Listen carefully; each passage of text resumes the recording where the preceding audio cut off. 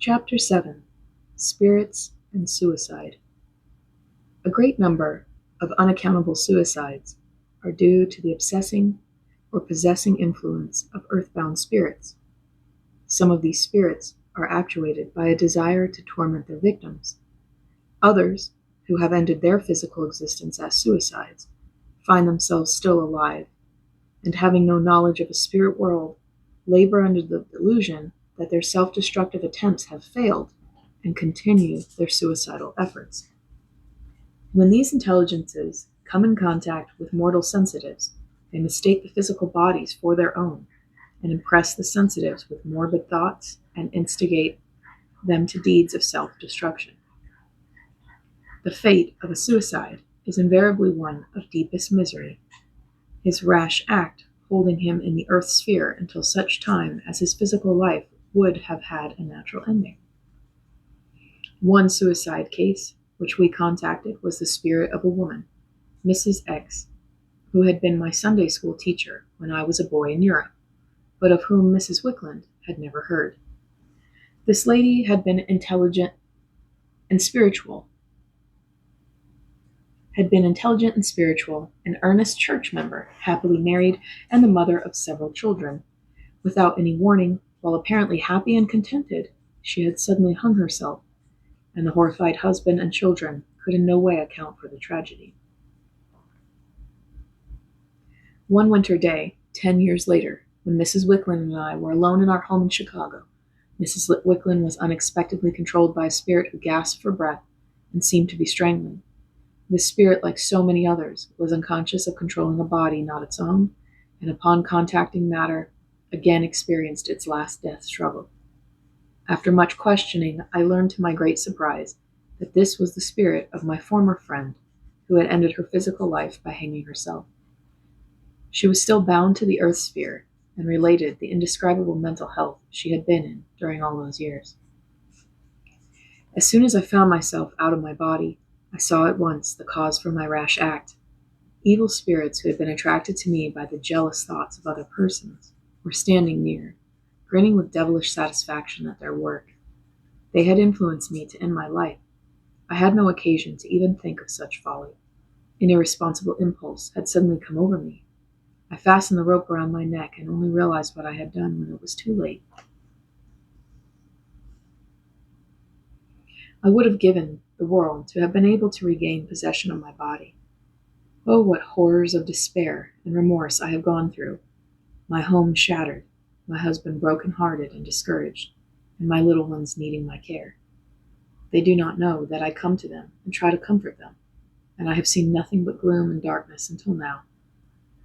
Comforted and reassured by an explanation of the true spiritual realms, the spirit was eager to go with the higher intelligences and learn how she might be of service to her loved ones on earth. Many years later, when we had with us a patient of strong suicidal tendencies, this spirit returned to warn her against carrying out her intentions. Experience November 17, 1918. Spirit Mrs. X, Psychic Mrs. Wickland. It is a long time since I have been here. I should like to say a few words to this young lady who is contemplating suicide. Many years ago, I was a happy wife with 2 dear children and a very kind husband. We lived together happily since we were both of a cheerful disposition, and because of this, there were many jealous thoughts centered upon us. I did not know at that time that I was a psychic, because I belonged to the Baptist church. I did the very best I could around the home, but somebody started to upset us. One day, my husband went to work. I kissed him goodbye and was very happy. But after he was gone, all in a moment, something got a hold of me. I did not know what I was doing. I didn't know a thing. I remember feeling very strange, as if somebody had taken complete hold of me, and I did not realize what was taking place. After a while, everything changed. I saw my husband in terrible mental agony, and he was crying very bitterly.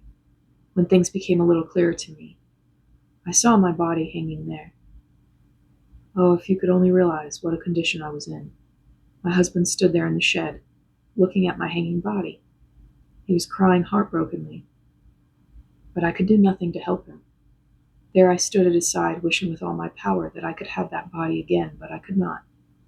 There were my 2 little children weeping for me, and I could not help them. At did not know what was the matter until I saw some evil spirits standing near, laughing at us. They had gotten hold of me and made me kill myself, because they wanted to break up our happy home. My husband could never forget the sight of my body hanging in the shed. My children were small and needed my help, but the responsibility of raising them was thrown on my husband. It should have been my duty to have shared that responsibility. Although I had been influenced to do what I did, for 10 long years, I could see nothing before me but what I had done. I could see how much the children needed me, but I could do nothing for them. And oh, how I suffered, my poor, poor children. One day, a very cold day, I felt that I had come to life again. I felt a new warmth. I did not know where I was, but I felt that I had come to life. I found myself talking to Dr. Wicklund. He told me what had happened, and explained that I was only temporarily controlling Mrs. Wicklund, and that friends would take me to the spirit world. After this, I felt somewhat better, and I thank you for having helped me to the beautiful condition I have now. But oh, how I suffered during those 10 long years, and all I could see was my body hanging before me and the children's need of me, my husband and children, how they needed my care, but I was powerless to help them. I want to warn anybody who is thinking of trying to get out of the physical body. Do not do it under any circumstances.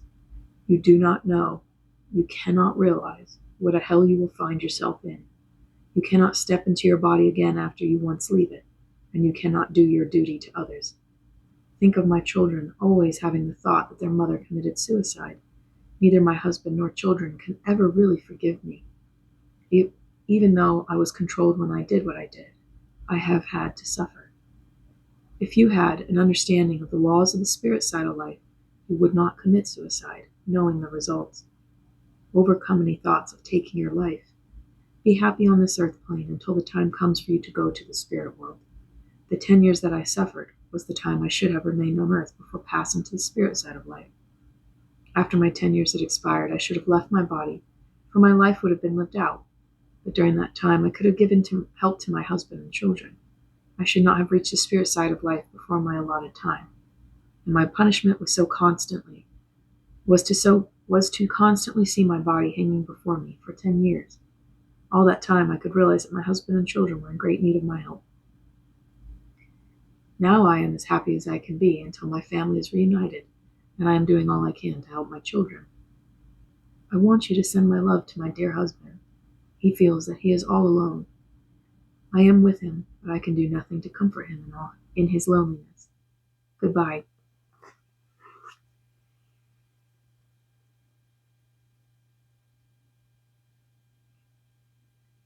On November 20th, 1904, while Mrs. Wicklund and I were visiting with friends in Chicago, a circle had been formed for a psychic demonstration when Mrs. Wicklund heard someone say, "I am in the dark." She inquired who made the remark, but no one in the room had uttered a word. However, a gentleman sitting beside Mrs. Wicklund declared that he too had heard the voice. A moment later, Mrs. Wicklund became entranced and fell to the floor, the spirit clutching at the throat and crying, "Take the rope away, take the rope away, I am in the dark. Why did I do it? Oh, why did I do it?" When the excited spirit had been somewhat quieted, she told us that her name was Minnie Harmoning, and she was a young girl and had lived on a farm near Palatine. As she was speaking brokenly between sobs, it was difficult to distinguish her words, and I understood her to say that she came from Palestine, which seemed rather strange. The spirit was in great grief because she had hung herself and thought the body of the psychic was her own, and that the rope was still about her neck. She said that on October 5th, without any cause or predetermination, she had been overpowered by a desire to take her life, and when alone had gone to the barn and hung herself. A big man with a black beard made me do it, spirit. He met me in the barnyard and hypnotized me and made me hang myself to a rafter, but I don't know why I did it. My brother John found me and cut me down, and my parents were almost beside themselves. But I am not dead. I am at home all the time, and I talk to my mother and father. I try to comfort them and make them know I am not dead, but they do not notice me and do not answer me. My folks all sit around the table crying, and there is my empty chair. But no one answers me. Why don't they answer me? We could not at first convince her that she was expressing herself through the body of another, but after a lengthy conversation she was somewhat enlightened and comforted, and left with spirit friends. Previous to this incident, neither Mrs. Wicklund nor I had heard of the Harmoning suicide mystery, and we did not know that such a girl had ever existed.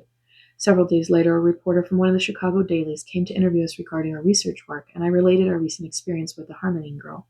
In great surprise, he said that he himself had been the reporter on the Harmoning case, and that the girl had lived in Palatine, Cook County, Illinois. The dead body of the girl had been found hanging in her father's barn, but no one knew of any cause for suicide, although the girl had always been peculiar. There was a suspicion of murder because the clothes about the chest had been torn and the neck badly scratched, leading the authorities to believe that a crime had been committed and the body hung up to avert suspicion. On Thanksgiving Day, November 24th, the spirit of Minnie Harmoning came to us again, still grieving because of the suffering of her parents and the intolerant attitude assumed toward her family by the villagers and church members who considered the family disgraced. The girl had been a devout member of a German Lutheran church, but because she had died a suicide, the pastor had refused to allow the funeral service to be held in the church, nor would the congregation permit the body to be buried in the consecrated ground of the churchyard. Minnie said that the funeral service had been held at the home of her parents, but the minister had considered the viewing of the body such a sacrilege that he had stepped outside the house while others paid their last tribute, and this had added still more to the grief of her already distracted parents. These statements I found corroborated in the papers afterward. I asked the spirit why her clothes had been torn, and she answered, "I did that myself. The big man, spirit with the beard, told me to hang myself, but as soon as I had kicked the box away from my feet, I felt the rope tightening around my neck and came to my senses. I clawed at the rope and tried to loosen it, but I only tightened it and scratched myself." 14 years later, the spirit of Minnie Harmoning spoke to us again. Experience October 20th, 1918. Spirit Minnie Harmoning, psychic Mrs. Wicklund. I want to thank you for all the help you have given me. When I committed the act which took my life, I was only a young girl of 16. I had so much suffering afterwards and was very, very miserable. I could see my father and mother sitting at the table crying, and I could not help them. When the time came for my body to be buried, the minister would not take it into the church and would not bury it because he said I had committed a sin and taken my own life. He also said that I could not be buried in the graveyard because of my act, and he would not even look at the funeral as it passed by. I did not do the deed myself. I was obsessed. It was very hard for my father and mother and sisters. The minister would not even come into the room where my body lay, but spoke from another room. He was too holy to be where the body was. This made it much harder for my parents. Do not think that by taking your own life you can bury yourself in the hereafter. I was obsessed when I took my life and did not know what I was doing, but I am suffering because my father and mother are still mourning for me. Very often I go to see my poor old mother, and she is very old now. I am the girl who lived at Palatine. You remember me, don't you? The neighbors made it still harder for my folks because they told my mother what a disgrace it was for the family. I feel very badly about the matter.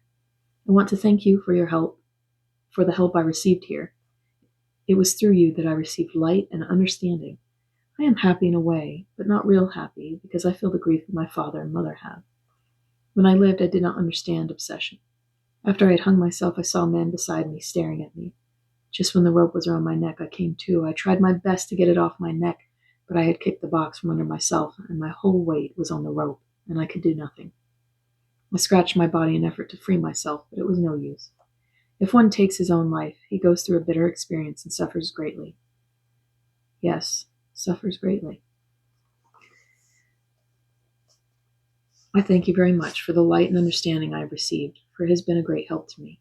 Another experience illustrating the power exercised over sensitive mortals by malignant earthbound spirits occurred in Chicago. Mrs. Wicklund and I were resting on a bench in Lincoln Park on July 12, 1906, when an elderly gentleman seated himself beside us. Mrs. Wicklund at first saw two men on the bench, but upon looking again noticed only one.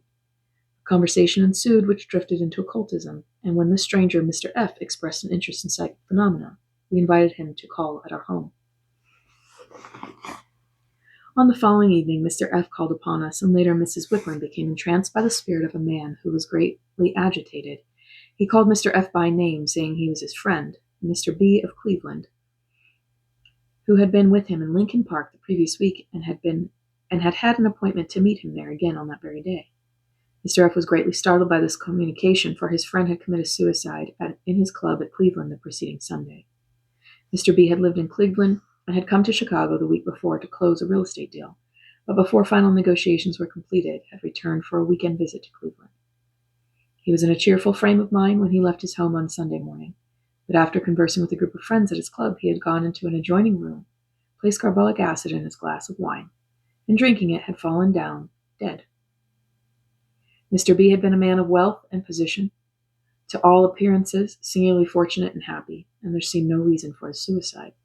The spirit of Mr. B was greatly troubled and bewildered, and asked his friend what was the matter with him. "I go home to my wife and children, but they do not seem to see or hear me. I have been with you for several days, but you will not talk to me. What is the matter?" Calming the spirit, we finally made him realize that to the world he was dead, and after explaining the suicide to him, we asked why he had taken his life. "I did not take my life. I went to the club and was talking to my friends, then I went to another room, but I did not know what happened after that. The next thing that I remember is that I saw my body lying on the floor and a man, spirit, watching me and laughing." After learning more of his condition, the spirit urged his friend to write to his wife and tell her that in reality he was not dead at all. On the evening of the 16th, Mr. F called again, when the spirit of Mr. B came a second time, still greatly disturbed, and asked his friend why he had not written to his wife, and urgently begged him to do so. "I know now that I was influenced to commit suicide by evil spirits who were opposed to my carrying out that real estate deal. Rather than see my purpose accomplished, they determined to kill me. Please tell my wife the truth, and warn all the world to be wiser." While the trial of a young man who was accused of killing a college girl, Marion Lambert, was in progress in Waukegan, Illinois, the spirit of the murdered girl was brought to us on June 17, 1916, entrancing Mrs. Wickland. She was weeping uncontrollably in such distress that she was at first unable to speak, then suddenly cried out, "I did it! I did it! Nobody can help me now. If I only could tell them and make them understand, but they will not listen. I am in the dark and can only see the past and everything foolish I have done. Oh, what a foolish girl I was." "What is your name?" "Marion Lambert." "Where do you think you are?" "I do not know. I am not acquainted with anyone here."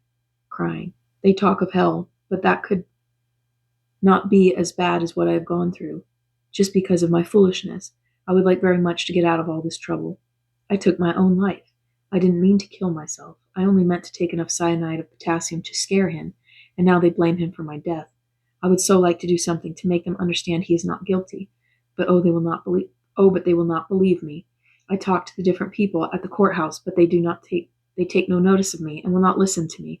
Everything is so strange. I don't know what to do. I was such a foolish girl. Oh, my poor father and mother. I'm half crazy with trouble and worry. If I could only go to the courthouse and show them that I'm not dead, but that I am alive. Why don't they listen to me? I go to the courthouse, but nobody will speak to me. And I have spoken to so many people. I am in such agony. I don't know what to do. If I had had more sense, I would never have done what I did. But it's no use saying that now. It's too late. I wish I could be in my body again. I studied a great deal, but I was so foolish. It did me no good, and now I am suffering. Everything is so dark, and I am in such trouble." The spirit was so hysterical that it was exceedingly difficult to make her understand that she could best help by keeping away from the courthouse, go with kindly intelligences to the spirit world, and learn the higher purposes of life. In July 1919, the interest of the American public was centered in a murder case in Los Angeles in which Harry New was accused of killing his sweetheart, Frida Lesser. The tragedy had taken place on July 4th in Topanga Canyon, where Harry and Frida had driven late in the day. Near the crest, a shot was fired which ended the girl's life, and Harry New was arrested on a charge of murder. The girl had been expecting motherhood, and this fact was used in the trial as a motive for the crime. Harry New was convicted of second-degree murder and sentenced to San Quentin for 10 years. During the trial, we had an interesting experience which it would have thrown new light on the case, could it have been accepted as evidence in court. Experience January 7, 1920. Spirit Frida Lesser, psychic Mrs. Wickland. The controlling spirit was crying pathetically and seemed bewildered. "Doctor, what is the matter with you?" Spirit, "Oh, I feel so bad." Doctor, "What seems to be the trouble?" Spirit, "Lots of trouble." Doctor, "Possibly we may be able to help you." Spirit, "That's impossible." "Oh, I feel so bad," weeping. Doctor, "How long have you been dead?" Spirit, I'm not dead. I'm sick and downhearted. Doctor, why should you be downhearted? Spirit, because of my own foolishness. Doctor, what have you been doing? Spirit, lots of things. Doctor, what in particular? Have you been happy? Spirit, oh no, I have not been happy, wringing hands in anguish. I wish, I wish, I wish I had not been so foolish. Doctor, did something happen to you? Spirit, yes, everything happened. Doctor, what is your name? Is it John? Spirit, I'm not a man. Oh, all those people and that big crowd, and they will not listen when I tell them about it. Doctor, what is your name? I feel so bad I can't think. Oh, Harry, Harry, it was not your fault. What are those people doing with him? He hasn't done anything. It was my foolishness. Doctor, what did you do? Spirit, I fought with him. I got hold of the revolver and was going to fool him. He tried to take the revolver away from me, and we both fought for it. I was only trying to fool him. I go to see him, but I don't know what to do. Doctor, why did you take the revolver? Spirit, I was only trying to scare him. Doctor, did you fire the revolver? Spirit, he tried to take the revolver away from me and it exploded. I feel so bad, and he will not talk to me, and there are all those people bothering him. He did not do anything. It was my own foolishness. He was a good fellow, but I fooled him. Where am I now? Doctor, you are in Highland Park, Los Angeles. Spirit, why did I come here? Doctor, some good friends brought you here. Spirit, why? I went to Harry.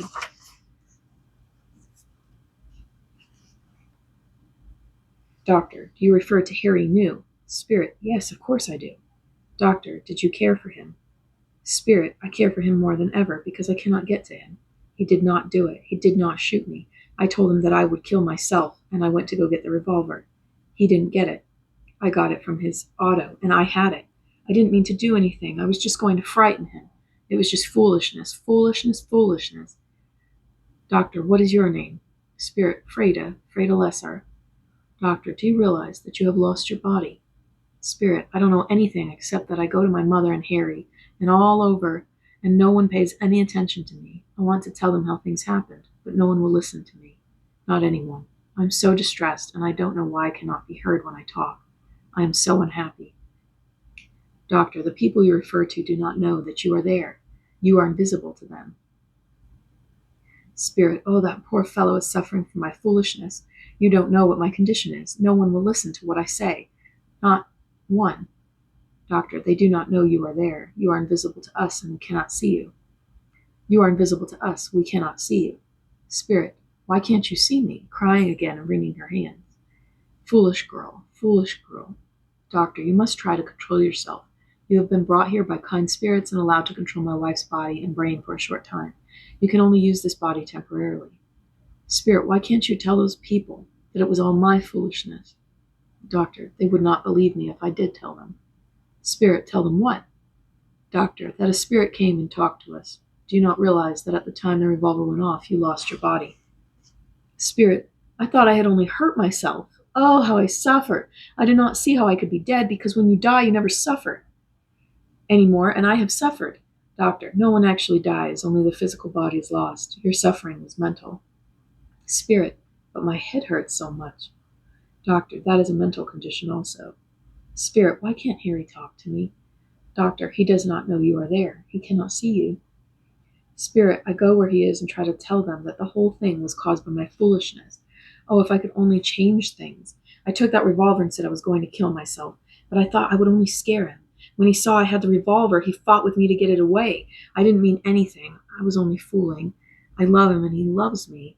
He did not know how the revolver came into his hands. He had it in his auto. I picked it up and hid it in my clothes for a while, and then I told him I was going to kill myself. Doctor, had you any idea of marrying him? Spirit, yes, some idea. Doctor, did you really care for him enough to marry him? Spirit, yes, we had no quarrel. I was just going to scare him, but you know girls do foolish things sometimes. I wanted to test him to see if he cared for me. Crying. Doctor, remember you are using my wife's brain and body, and must try to calm yourself. Look around and you will find kind spirit friends who can help you.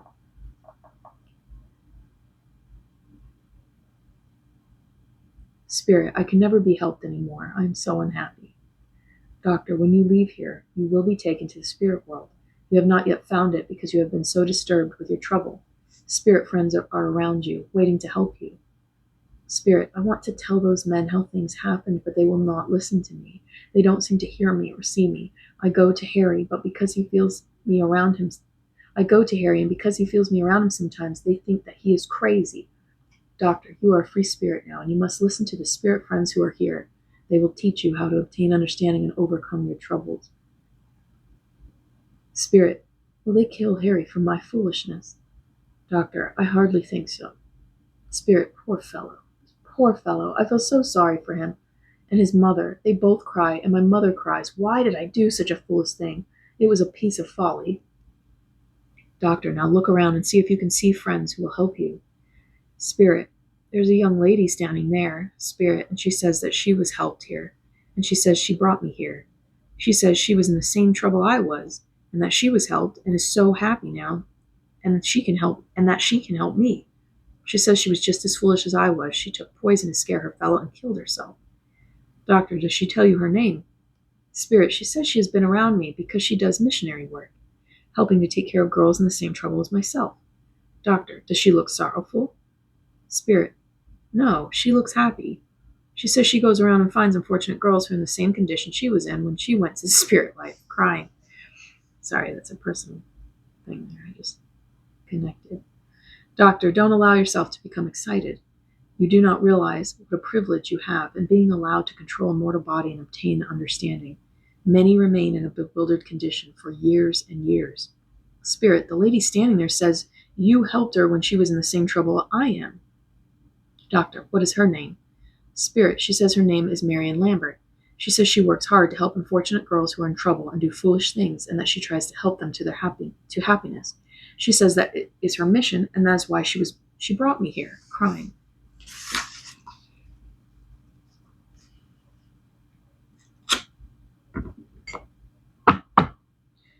Doctor, try to understand that you are using the body of this psychic only temporarily and must not misuse it by becoming excited. This girl you see came to us some years ago in the same distressed condition that you are in.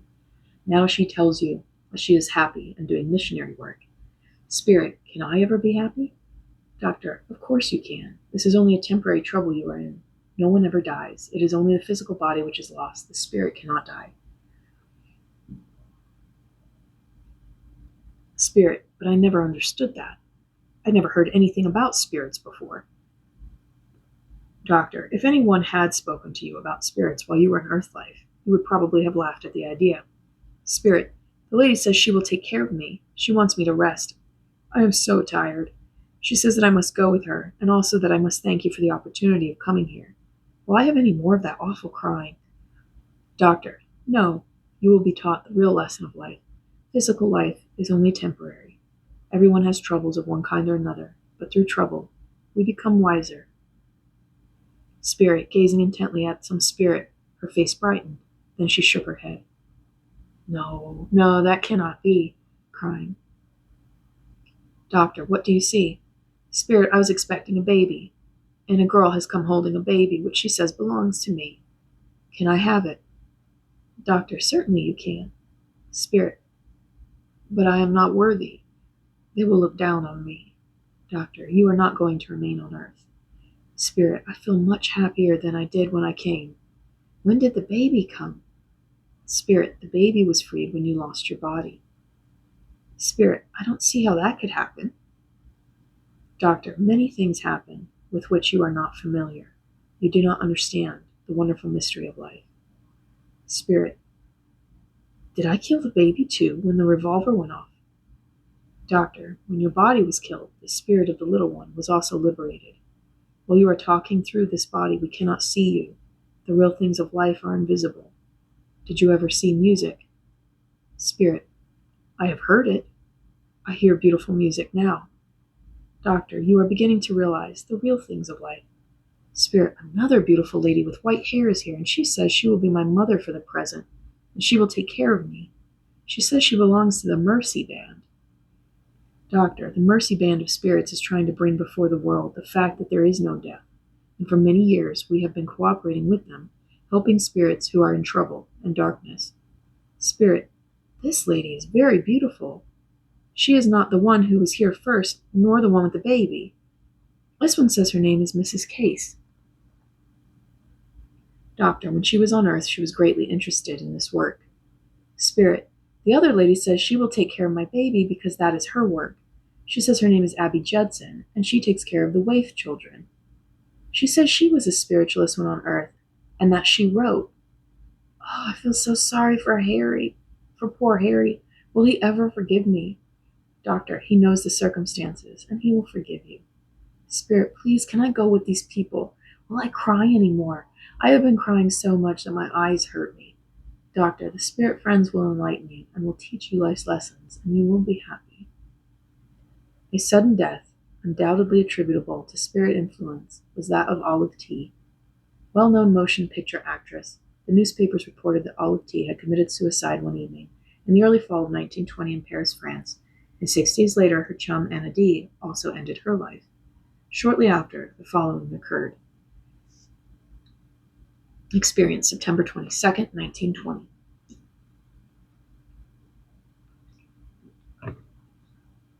Spirit, Olive T., psychic, Mrs. Wickland. The spirit seemed to be in painful contortions and was crying wretchedly. Doctor, who are you, friend? Come, tell us who you are. Tell us what is troubling you and why you are crying. You have been brought here to be helped. Spirit, oh, look at that. Doctor, what do you see? Spirit, look there. Oh, look, isn't that horrible, that face, alluding to an invisible entity. Doctor, do you know where you are? You are in California. Spirit, help me. Oh, help me. Doctor, you must be reasonable. Spirit, give me something to drink. Champagne, give me some champagne. Doctor, you are now a spirit and will have no further use for champagne. You have lost your body and are now in California. Spirit, writhing with face distorted, as if in intense pain. Oh, look, help me. Doctor, try to realize that you have lost your own body and are now controlling the body of my wife, who is a psychic sensitive. Intelligent spirits have brought you here that you might be helped. You can only stay a short time. Spirit, give me something to drink. Doctor, who are you? What is your name? We have nothing to drink and would not give it to you if we had. Try to realize your situation. Spirit, take me out of this. Doctor, out of what? Try to be reasonable, and the intelligent spirits can help you and bring you to a better understanding. Spirit, with intense excitement, get some champagne for me. Doctor, you must not act so wildly. Realize that you are now a spirit. My wife is a psychic intermediary and allows spirits like yourself to control her body that they may be helped. Don't you understand that you are in a strange condition? Spirit, I don't care. Doctor, you will not gain anything by acting in this way. Excitement will only add to your misery. Spirit, complaining of great pain. I want champagne and I want it quick. Doctor, you won't get any more champagne. That life is past. Your earthly life is over. Come to a realization of your actual situation. Intelligent spirits will help you and bring you to a better condition in the spirit life. Spirit, give me a cigarette. Doctor, you will not get any more cigarettes. Tell us who you are and what your situation is. Your only salvation now is to realize your condition. Then you will have understanding and progress in spirit life. Where did you come from? You cannot satisfy your earthly cravings any longer. Tell us your troubles. Do you know that you are in Los Angeles, California? Spirit, becoming greatly excited and pointing. Look at that man standing over there. Spirit, he's horrible, horrible. I am so afraid of him. Don't let him come near me. He looks terrible. Don't let him touch me. Doctor, listen to us. We are your friends. We understand your condition. Tell us who you are. Spirit, I cannot tell just now. I'm too afraid. Oh, I'm so afraid of that man. He haunts me. He's with me all the time. What is this place? Doctor, this is a psychic circle where we help spirits that are in darkness and ignorance. If you will calm yourself and try to be quiet, we shall be able to help you. Believe what I tell you, then we can help you. Spirit, that man over there is making such horrible faces at me that it frightens me. Doctor, try to compose yourself, then our spirit forces can aid you. Spirit, I don't understand you. Doctor, you are a spirit, and the man you see is also a spirit. You have lost your physical body and now have a spirit body.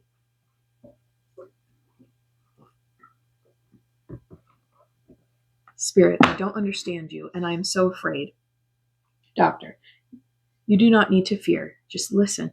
Our spirit forces will help you if you will be quiet. Spirit, suddenly animated at the sight of someone visible. Oh, Anna! Anna D., where did you come from? She is afraid of that man, too. He is going over to Anna. Don't let him get her. Doctor, tell us who you are, and we can help you more easily. Spirit, I am Olive T. Doctor, then you passed out just before Anna D. did. Neither of you realizes that you have lost your physical body. She also needs help. Spirit, she's not dead. Doctor, she does not realize any more than you do that she has passed out of her physical body. Spirit, Anna, how did you get here? Doctor, you are both spirits and can stay here only a short time. Do you not realize that you have passed out of your bodies, that something strange has taken place? To Olive T. You were in Paris, and now you are in California. Spirit, California? Please tell me who that nice-looking lady is standing over there. Spirit, Doctor, probably she is some spirit who brought you here for help. Ask her who she is.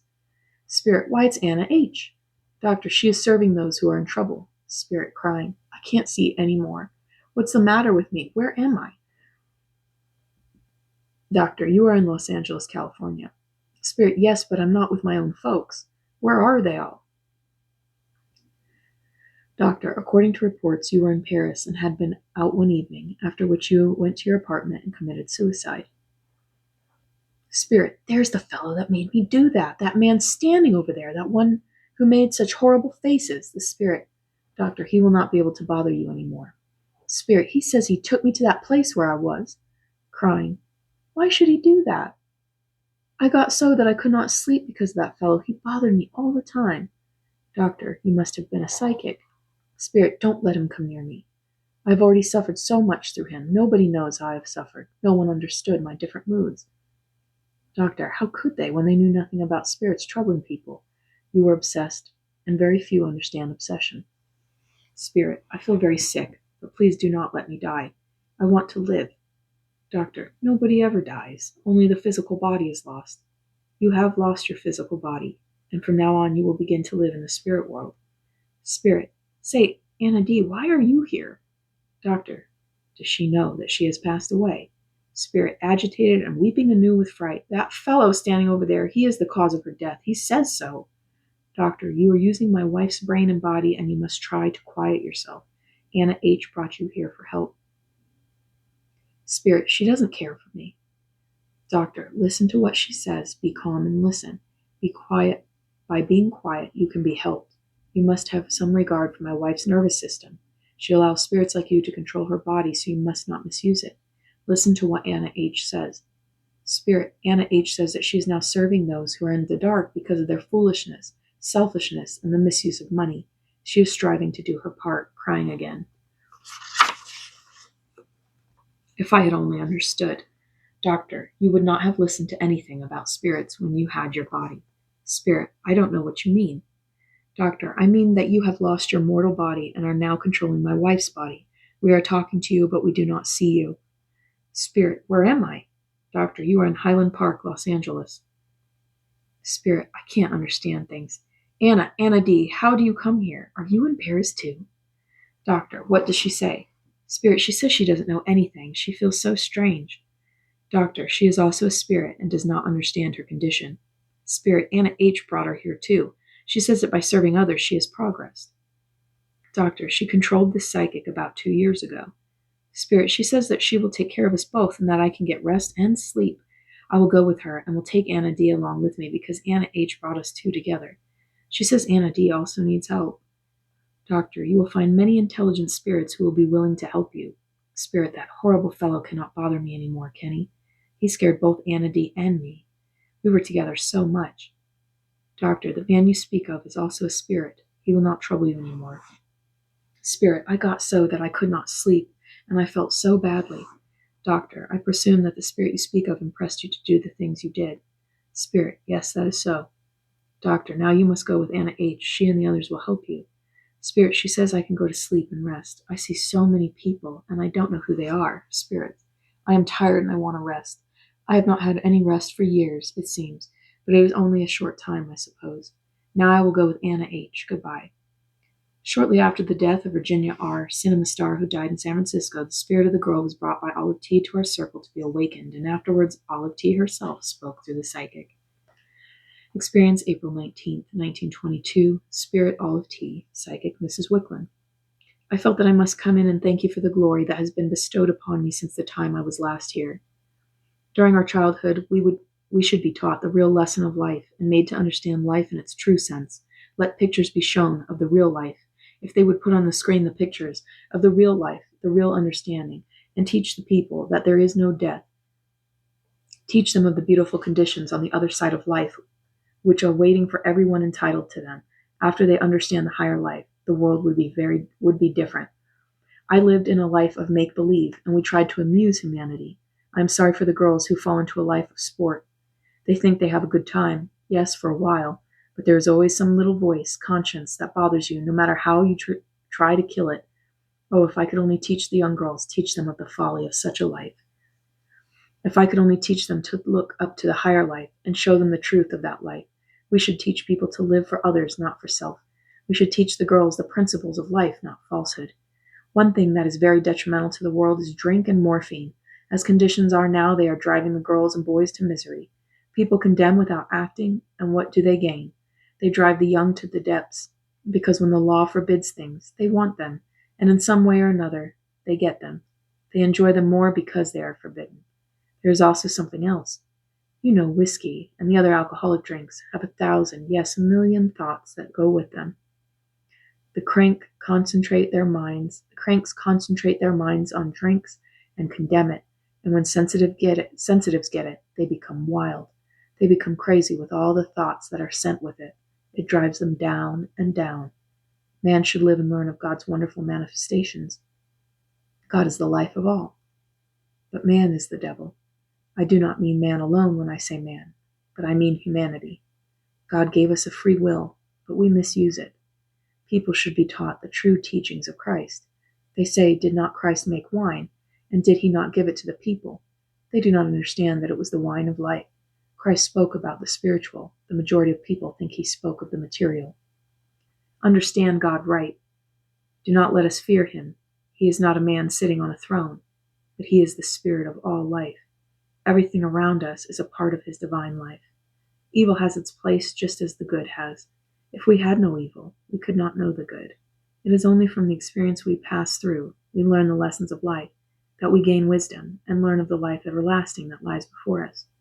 My salvation came in the spirit world when I found the truth, because I had been through misery. After I had gone through the fire of conscience, I was purified.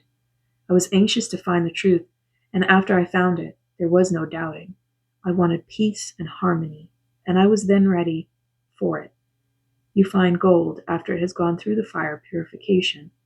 After my soul had gone through the fire of conscience, I found God within myself, not on the outside. Find God and be content within yourself. Learn to understand yourself first before you judge others. Then you will not judge.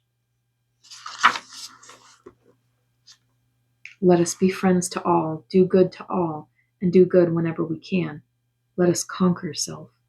Whenever self rises within you to torment you and tries to make you give way to anger and give way to drinking and all kinds of trouble, say to yourself that you are not angry and that you will not give way to things. Then instead of saying anything to others, get up and turn around, and your anger will be gone, because you will not say what you wanted to, and many times in that way you will have harmony. When we are in a state of anger, we say things that afterwards we are sorry for, and sometimes these things can never be forgotten. So let us think, if we feel anger coming over us, that we will not give way to it. Let us turn around and say, no, I will conquer self. I will look to higher things, not the lower. I will conquer, and you cannot come in and torment. I was in that state of anger, and it was my death. What did I do? I killed myself. Did not mean to kill myself, but I did it in a mood of anger. Conquer self before it is too late. Conquer anger. Conquer your anger before it goes too far. I was swept by anger, and what happened? I killed myself. Then when I woke up and saw what I had done, I was in anguish. It was through anger and selfishness. Let us conquer, and when anger comes in, let us say, get thee behind me, Satan. Turn around, and that will shut out any spirit that would take possession of you. If I had turned around, I would not have done what I did. If I could only tell people of the life they should live, and have them put pictures on the screen of the true life and teachings of Jesus and the lessons he taught, and how much good we could all do for humanity, it would turn many criminals, and they would become good men and women. This is Olive T. Good night. Mrs. R. was a patient with such strong suicidal inclinations that she was unable to eat or sleep, constantly scratched the hair from her head, and had wasted away to a mere shadow. She declared that she had killed 500 persons, and her one thought was to end her own life, and since there seemed no hope of recovery, she was placed in a sanitarium, where she was confined in a locked room for 3 years. After being placed in our care, she made several attempts at self-destruction, but within a few weeks she was freed from a gloomy spirit who had himself committed suicide, and from that time there was no further recurrence of the suicidal impulse. Mrs. R. remained with us for some time, gaining steadily in weight, strength, and health. She became entirely normal and returned to live with her relatives, taking up all her former occupations. Experience February 22nd, 1919. Spirit Ralph Stevenson, patient Mrs. R. Doctor, where did you come from? Spirit, I was straggling along and saw a light, so I came in. Doctor, can you tell us who you are? Spirit, no, I don't know. Doctor, can't you remember what your name is? Spirit, I can't seem to remember anything. What is the matter with my head? It hurts me so badly. Doctor, what seems to be the matter with your head? Spirit, it is difficult for me to think. What am I here for? Who are you?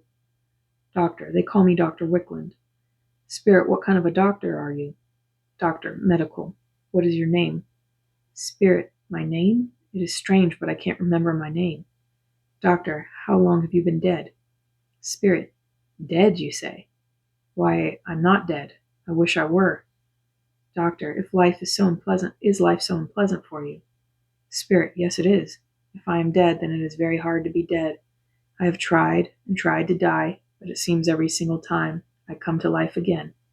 Why is it that I cannot die? Doctor, there is no actual death. Spirit, of course there is. Doctor, how do you know there is such a thing as death? Spirit, I don't know anything. In great distress. I want to die. I want to die. Life is so dark and gloomy. I wish I could die and forget. Forget. Just forget. Why can't I die? I think sometimes I am dead, then all at once I'm alive again. I want to forget all the trouble and agony that I have. Where shall I go so that I can die? Sometimes I get in places, auras, but I am always pushed out in the dark again, and I go from place to place. I cannot find my home, and I cannot die. What is the matter? Well, let me forget just for a little while. Let me be free from my thoughts in this horrible darkness. Why can't I die? Doctor, you are on the wrong path, friend. Spirit, and where shall I find the right path? Doctor, within yourself. Spirit, there was a time when I believed in a God, and there was a time when I believed in heaven and hell, but not anymore. It is dark and gloomy, and my conscience accuses me so. Let me forget. I want to forget. Oh, how I want to forget. Doctor, do you know that you have lost your physical body? Spirit, I do not know anything about it. Doctor, why are you here? Spirit, I see you people. I don't know any of you, but as I look in your faces, you appear to be good. Will you take me in and give me a little light and some happiness? I have not seen either for years and years.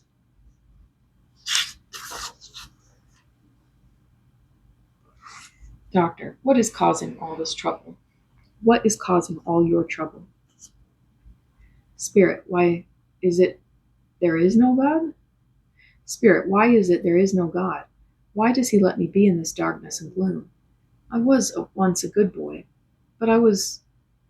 Oh, I can't say it. I must not say it. No, I must not. Greatly agitated. Doctor, tell us what is on your mind. Spirit, I have done a great wrong. I can never be forgiven.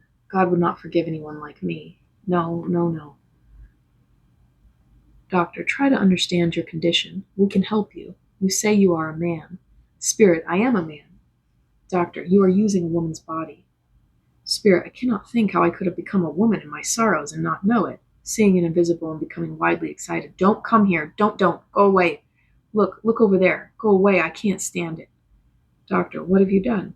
Spirit, if I should tell you, I would be arrested. I cannot stay any longer. I must go. I must run away. I must. The patient, Mrs. R, had a number of times attempted to run away.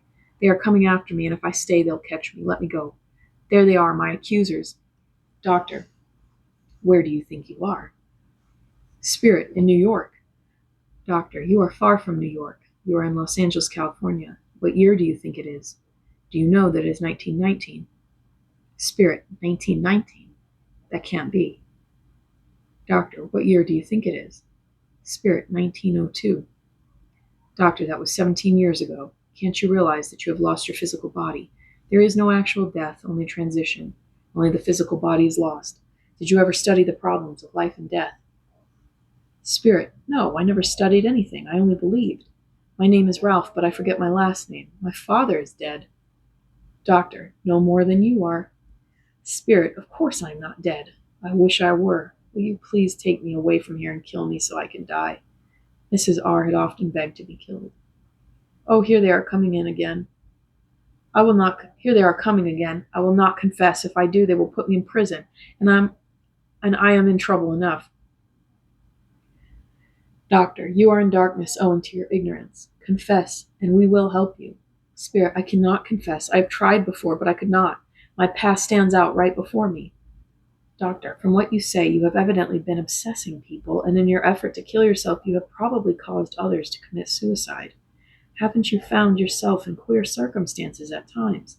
Spirit, I did not try to understand myself in alarm. Oh, Alice! Spirit, no, I am afraid. I did not mean to do what I did.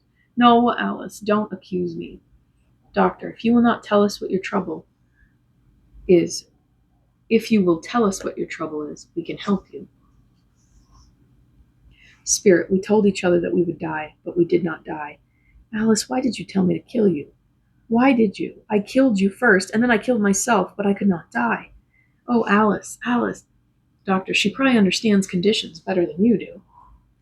Spirit, she says, Ralph, we were foolish. I will tell you, but I know I shall be arrested when I get through. Alice and I were engaged to be married, but our parents did not want us to marry because they thought I was not what I should be. We loved each other very dearly, so we decided that I should kill her and then kill myself. I did it, but I never could kill myself. And my guess is Alice is here. I did not kill her either. Ever since I tried to kill her, she comes and accuses me. Alice and I were together, and she said all the time, now kill me, quick, kill me, go ahead, do it. Do it. I hesitated because I loved her, but she kept on saying, do it, quick, just do it. I still hesitated, but Alice said, come on now, do it quick, be quick. I could not, so she said, since she could not go home again, and we could not marry, why not die together? But she would not do the deed herself. I could not do it either. She kept urging me to kill her, so at last I shut my eyes and shot her, and then I shot myself before I saw her fall. I saw her lying on the floor, and I tried to run away after I got up. And I ran, and I have been running and walking ever since, trying to forget, but I cannot. Sometimes Alice comes to me, but I always say, no, I am not the cause of your death, so stay away from me. I ran to get away from the police and everybody else. A while ago, I felt I was an old woman, and I could not get away from being a woman for a long time. I got away, but after a while, I was that old woman again. Doctor, you were obsessing somebody at that time. Spirit, obsessing? What do you mean by that? Doctor, did you ever read in the Bible of unclean spirits? Spirit, yes, I did. But when I was that old woman, I wanted to die, and I could not. I could not get rid of that old woman hanging around me either. I could not get her away from me. I don't want to be around that old woman anymore. Excitedly, oh, Alice, don't come. When I was with the old woman, there were such sharp sparks like lightning on me. I thought they would kill me, and I wanted to die. The patient had often said that she hoped the electrical treatments would kill her. They seemed to be like a streak of lightning, and it struck me, but I did not die. Doctor, those sparks were caused by static electricity, which was given to one of our patients, whom you have evidently been obsessing. She always talked of dying just as you are doing. You have been controlling her and ruining her life. The electricity drove you away from her. She will be well, and you will now be helped. When you leave here, you will go with Alice, who will help you to understand your condition. You do not yet realize that you have lost your physical body, and that you are still alive. Alice is a spirit, just as you are. You are an invisible spirit and are controlling my wife's body. Spirit and mind never die. Spirit, do you think I shall ever find peace? I should like to have just 1 hour of peace. Doctor, you have all eternity before you. Spirit, will I be forgiven for what I have done? Doctor, your own confession and sorrow are sufficient. Be patient and willing to learn, and you will be helped. Spirit, there's my mother. Spirit, mother, I'm not worthy to be called your son. I loved you very dearly, but I can't have you come to me now. Weeping, oh, mother, will you forgive me? I love you still. Will you take your wayward son and forgive him? Will you give me happiness for a little while? I have suffered oh so much. Please take me with you if you can forgive me, my own mother. Doctor, does your mother answer you? Spirit, mother says, my son, a mother's love is stronger than anything else. I have tried so much and so many times to come close to you, but you are always running away. The first spirit left, and the mother then spoke to the psychic. Spirit, Mrs. Stevenson, I am now united with my dear son. For a long time I have tried to come in close touch with him, but could not. Each time that I thought I was going to reach him, he would run away from me. He has seen me many times, but was afraid because he was taught the false doctrine that when we die we are dead, and that is why people are afraid of the dead. We do not die, we simply pass on to the spirit side of life, to a beautiful condition if we realize the truth. But we must learn much regarding the next life while we are on earth. Study your own life and yourself, because if you do not, you will be like my dear son. He has been running for years, trying to get away from me and his sweetheart, and also from every policeman he's seen while in the Earth sphere. He has been obsessing a lady for some time, and he had to stay in her magnetic aura because he did not know how to get away. He has been in hell, not a hell of fire, but a hell of ignorance. Look into conditions of the next life so that you may be prepared, for death comes when it is not expected. Be prepared not by belief, but by actual knowledge. Find out what is beyond the veil of death. Then when the time comes for you to go to the spirit side of life, you will go with open eyes and know where you are going. And you will not be like my poor son, an earthbound spirit. My poor boy, he is so tired and worried. He is sick mentally. I will nurse him and teach him of the life everlasting so he can realize the beautiful condition in the spirit world. Do not merely believe. If you only believe, you will stay where you are. We must all practice the golden rule to live for others and serve others. Then we will attain happiness when we pass to the spirit side of life. Thank you for the help you have given my son. A mother's love is strong, and when you see my boy again, he will be better, because all doubt will be gone. Doubt is a wall. It is a wall we build for ourselves between life and death, and that doubt can never bring mother and son together. He ran away from me whenever he saw me, and neither Alice nor I could come near him. He thought he was alive and that he had not killed himself. Some time ago he came in contact with a sensitive person, a woman, and has been obsessing her, but he thought he was in prison. I thank you all tonight for the help given my son, and may God bless you for the work you are doing. Goodbye.